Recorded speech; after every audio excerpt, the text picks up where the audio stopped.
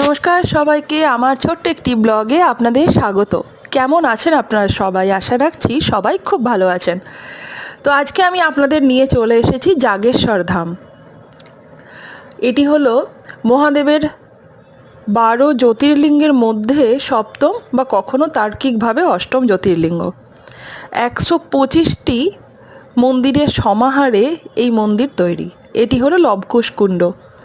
এই কুণ্ডেই লবকুশ তার পিতা ভগবান শ্রী রামচন্দ্রের সাথে যুদ্ধ করার পরে যে পাপ হয়, সেই পাপ স্খলন করার জন্যই উনি যজ্ঞ করেছিলেন। এখানে কুবের দেবতার মন্দিরও রয়েছে। দেবদারুর বনে মহাদেবের অধিষ্ঠান। এখানেই মহামৃত্যুঞ্জয় মন্ত্রের প্রথম সূত্রপাত। শারদ পূর্ণিমা তিথিতে পূর্ণিমার রাতে এই মন্দির আমি দর্শন করেছি। অভূতপূর্ব অনুভূতি। সুস্থ থাকুন, ভালো থাকুন।